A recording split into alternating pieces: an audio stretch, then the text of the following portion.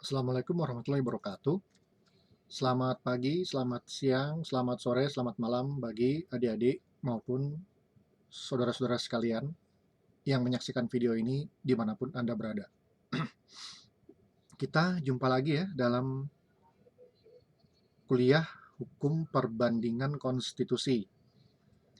Minggu lalu kita sudah membahas mengenai tugas-tugas daripada Senat Amerika Serikat ya. Nah, sekarang ini kita menanjak ke kuliah keempat, dan dalam kesempatan ini kita akan coba membahas mengenai tugas-tugas House of Representatives Amerika Serikat ya. Sebagaimana diketahui, House of Representatives ini kalau di negara kita itu disebut Dewan Perwakilan Rakyat ya, atau DPR. Nah, pada kuliah yang sebelumnya sudah kita bahas bahwa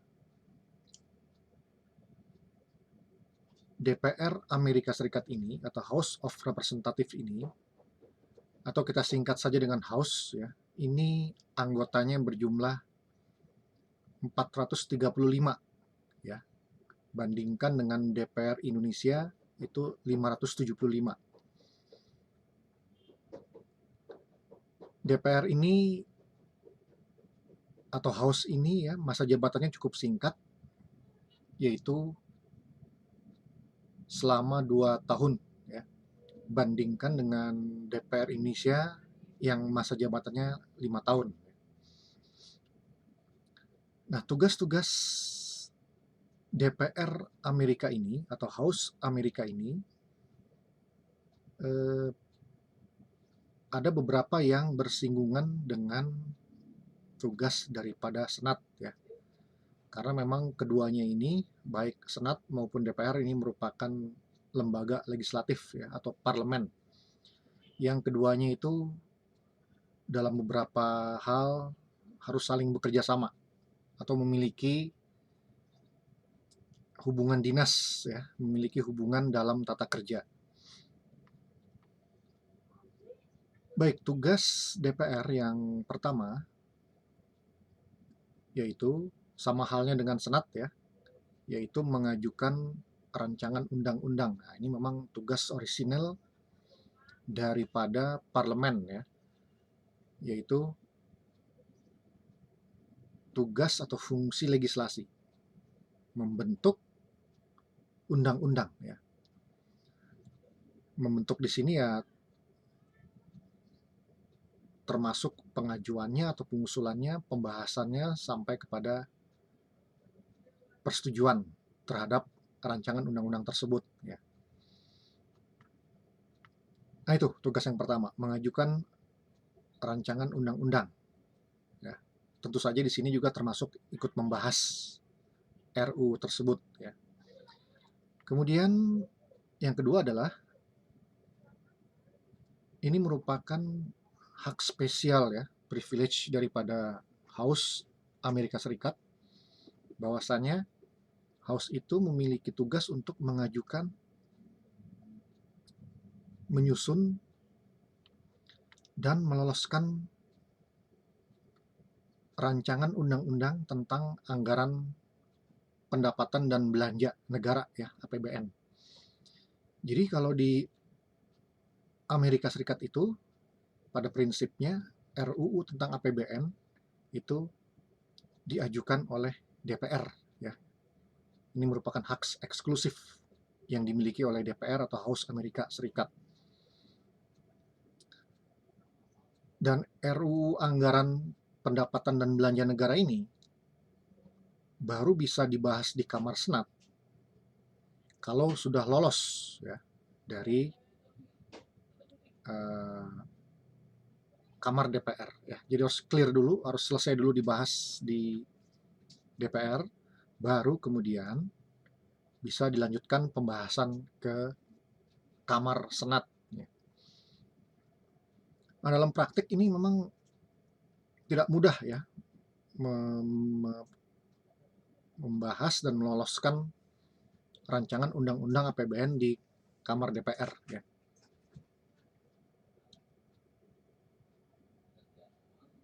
Ada kalanya RUU APBN ini pembahasannya mengalami kebuntuan atau memakan waktu yang lama ya. Sehingga terlambat pula untuk disahkan dan memaksa presiden untuk sementara waktu men-shut down pemerintahan. Ya karena memang anggarannya belum bisa digunakan ya untuk membiayai penyelenggaraan pemerintahan. Nah, ini pernah terjadi pada zaman pemerintahan Barack Obama. Itu Barack Obama pernah men-shut down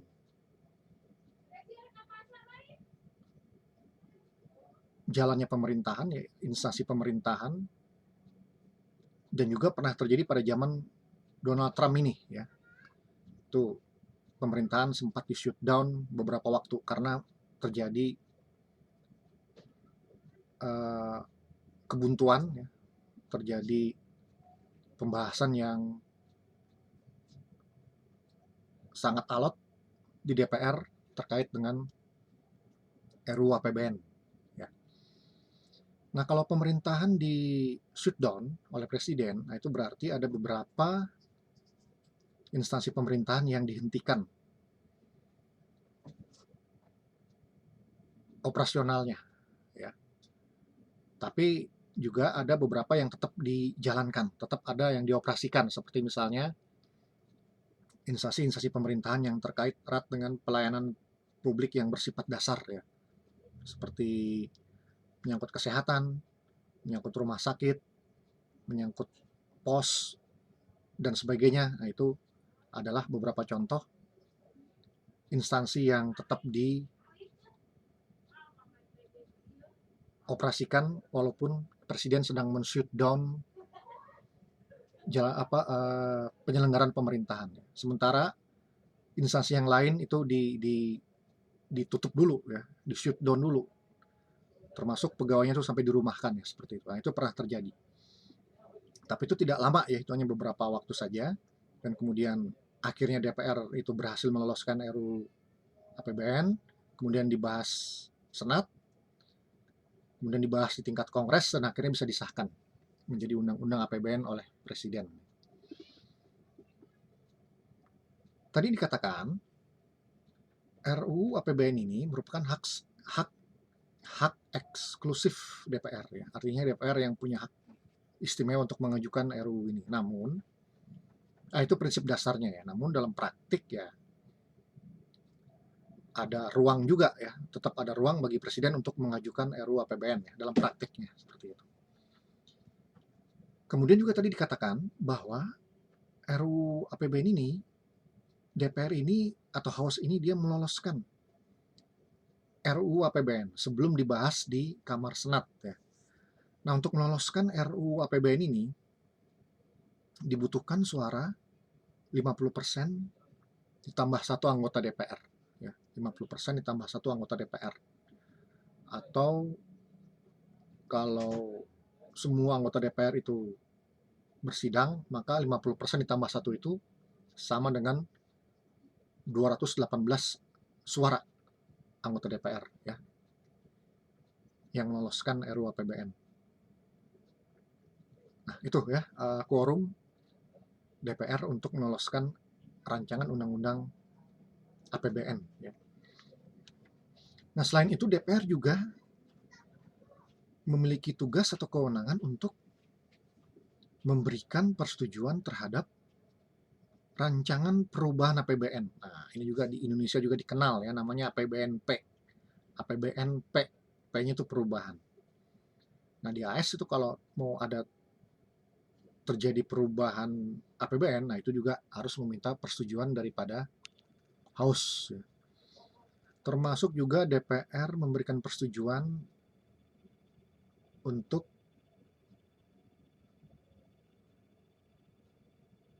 utang luar negeri ya. Misalnya pemerintah ingin meminjam meminjam uang ya ke lembaga internasional atau menambah hutang luar negerinya, nah itu harus meminta persetujuan daripada DPR. Ya. Nah, kemudian tugas yang berikutnya, yang ketiga, ini sudah pernah kita bahas ya di kuliah minggu lalu, bahwa DPR itu atau House itu dia membuat dakwaan dan impeachment. Impeachment di sini kita artikan dengan tuntutan, ya. Membuat dakwaan dan tuntutan terhadap pejabat-pejabat sipil yang diduga melakukan pelanggaran undang-undang dasar. Nah, kalau di Indonesia impeachment ini hanya bisa dilakukan terhadap presiden dan wakil presiden ya. Sedangkan di Amerika Serikat impeachment ini dilakukan terhadap pejabat yang lingkupnya lebih luas ya. Selain presiden, wakil presiden juga bisa para menteri, bisa para hakim dan pejabat-pejabat negara lainnya ya. Tapi memang dalam praktik itu ya kebanyakan ya presiden ya yang terkena impeachment ini. Dan konon juga para hakim juga itu suka terkena impeachment ya, di Amerika Serikat. Nah, jadi DPR itu melakukan impeachment terhadap pejabat-pejabat sipil yang melakukan pelanggaran undang-undang dasar. Nah, itu sudah kita bahas ya. Apa saja pelanggaran-pelanggaran dimaksud itu pada kuliah yang sebelumnya ya. Seperti misalnya melakukan pengkhianatan terhadap negara, melakukan korupsi, terkena suap, melakukan kejahatan berat lainnya, dan sebagainya. Nah, itulah, jadi kebanyakan itu merupakan alasan-alasan pidana, ya. Alasan-alasan tindak pidana. Jadi memang itu untuk memberhentikan presiden itu tidak gampang, ya. Alasannya itu terbatas, limited, atau limitatif. Jadi kebanyakan itu hanya alasan-alasan melakukan tindak pidana, itu baru bisa membuat alasan impeachment terhadap presiden ya, dan pejabat-pejabat sipil lainnya. Nah, dalam kuliah minggu lalu juga sudah kita ambil contoh yang pernah terkena impeachment itu adalah Presiden Andrew Johnson, ya, Richard Nixon, Bill Clinton, dan terakhir Donald Trump ya, juga pernah terkena impeachment oleh DPR. Nah, DPR tuh dia hanya sekedar membuat dakwaan atau tuntutan ya, atau impeachment. Kemudian dakwaan dan tuntutannya itu atau impeachmentnya itu diserahkan ke Senat. Ya. Nah, Senat nanti akan membuat sidang dan Ketua Mahkamah Agung juga bergabung menjadi ketua sidang di Senat ya, dalam rangka mengadili pejabat yang diimpeachment oleh DPR. Ya. Nah, tugas DPR sudah selesai ya, yaitu melakukan tuntutan atau impeachment saja. Sedangkan untuk mengadilinya, memutuskannya itu adalah urusan Senat. Ya. Jadi dibagi tugas di sini. DPR atau House itu dia mendakwa, menuntut, sedangkan Senat itu mengadili, ya seperti itu. Dan Senat di sini pun sudah tidak murni Senat, ya, karena Ketua Mahkamah Agung juga ikut bergabung dalam memutuskan impeachment di Senat, ya seperti itu. Nah, ini beda dengan negara kita Indonesia, ya. Di Indonesia pun dikenal impeachment. DPR pun sebagai penuntutnya, ya, sebagai lembaga yang mengusulkan pemberhentian. Ya. Tapi di tahap akhir yang memutuskan apakah presiden atau wakil presiden itu berhenti atau tidak, itu adalah MPR. Ya. Nah, MPR di sini terdiri atas anggota DPR dan anggota Dewan Perwakilan Daerah atau DPD. Nah, jadi di MPR ini ada unsur DPR-nya juga. Padahal tadi DPR itu dia berfungsi sebagai penuntut, ya, membuat impeachment-nya. Nah, sebagai lembaga yang mengimpeachment, pada akhirnya juga dia ikut memutuskan impeachment tersebut. Nah, di sini ada semacam tumpang tindih ya. DPR itu sebagai lembaga penuntut atau lembaga yang mengimpeachment juga pada akhirnya dia ikut memutuskan impeachment tersebut. Apakah akan berhenti presidennya atau wakil presidennya atau tidak berhenti. Nah, terjadi tumpang tindih ya. Ini di sini. DPR sebagai penuntut juga sekaligus sebagai pengadilnya. Karena DPR adalah bagian dari MPR ya. Nah, kalau di Amerika Serikat dipisahkan itu. DPR-nya sekedar menuntut, mengimpeach, tapi yang memutuskan adalah Senat ya. Ketika Senat memutuskan, DPR sudah tidak ikutan lagi. Ya. Itu kalau di Amerika Serikat ya. Seperti itu. Kalau di Indonesia, DPR ikut menuntut sekaligus juga ikut nanti memutuskan atau mengadili seperti itu. Ya, itu ya perbedaan ya antara impeachment di Indonesia maupun di Amerika Serikat ya.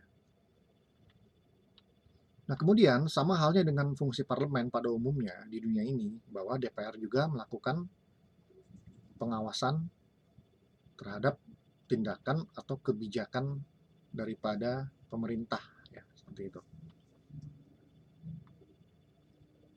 Tuh ya, tugas yang keempat tadi, melakukan pengawasan terhadap tindakan atau kebijakan-kebijakan pemerintah, khususnya kebijakan pemerintah yang bersifat mendasar dan sangat terpengaruh bagi kehidupan masyarakat. Kemudian tugas yang kelima, DPR atau House juga memiliki tugas atau kewenangan untuk mengusulkan dan menyusun pajak tahunan untuk meningkatkan pendapatan negara. Seperti itu. Kemudian terakhir yang keenam, nah ini tugas yang sangat fundamental ya. Ternyata DPR Amerika itu atau House Amerika Serikat itu juga memiliki ruang untuk memilih presiden dan wakil presiden. Nah, tapi dalam kondisi-kondisi yang tertentu, ya, dalam kondisi yang darurat, baru DPR itu turun tangan untuk memilih presiden dan wakil presiden. Dalam kondisi apa? House itu memilih presiden dan wakil presiden. Dalam kondisi atau dalam keadaan, yaitu dalam hal tidak ada calon presiden dan wakil presiden yang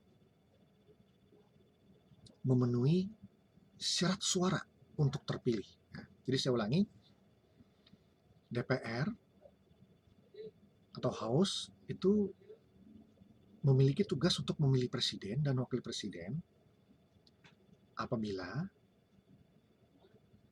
tidak ada capres dan cawapres yang memenuhi syarat suara untuk terpilih. Nah, di Amerika Serikat, syarat untuk presiden dan wapres itu,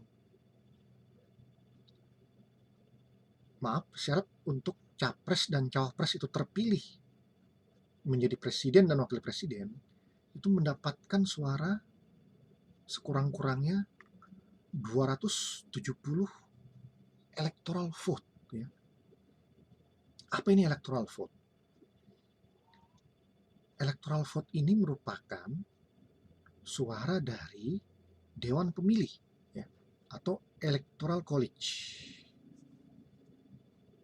Jadi saya ulangi, electoral vote ini merupakan suara dari Dewan Pemilih atau Electoral College. Nah, Electoral College ini merupakan lembaga khusus yang dibentuk untuk memilih presiden dan wakil presiden. Nah, lalu siapa yang memilih Electoral College ini? Nah, yang memilih Electoral College ini adalah rakyat, ya, rakyat. Nah, jadi kalau rakyat itu memilih Electoral College, maka itu disebut dengan popular vote.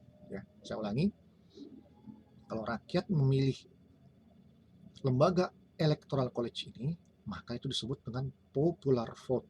Ya. Sedangkan kalau Electoral College itu memilih presiden dan wakil presiden, maka itu disebut dengan electoral vote. Nah, jadi memang Pilpres AS ini cukup unik ya, karena dilakukan dalam 2 tahap ya, atau bisa juga dikatakan itu pemilihan yang tidak langsung ini ya. Nah, tahap pertama, rakyat memilih anggota Dewan Pemilih atau Electoral College ya. Ini tadi yang disebut dengan popular vote. Tahap kedua, Dewan Pemilih atau Electoral College itu memilih presiden dan wakil presiden. Nah, ini ya yang tadi disebut dengan electoral vote.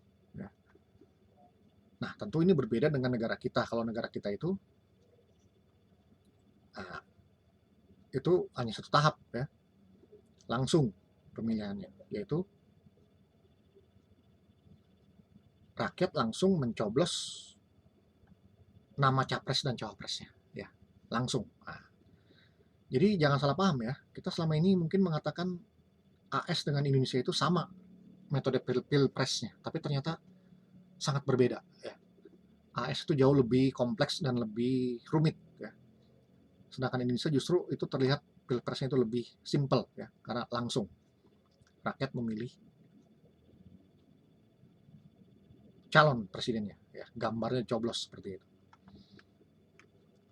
Baik ya, ini yang bisa saya sampaikan terkait dengan tugas House of Representative. Nanti di kuliah berikutnya kita akan membahas mengenai mekanisme pemilihan presiden dan wakil presiden Amerika Serikat ya. Nah, ini menarik karena di tahun 2020 ini pada bulan November AS itu akan melakukan pemilihan presiden. Nanti kita akan lihat seperti apa itu mekanismenya. Baik ya, sampai ketemu lagi. Lebih kurangnya mohon maaf. Wassalamualaikum warahmatullahi wabarakatuh. Selamat pagi, selamat siang, selamat sore, dan selamat malam bagi adik-adik maupun saudara-saudara sekalian.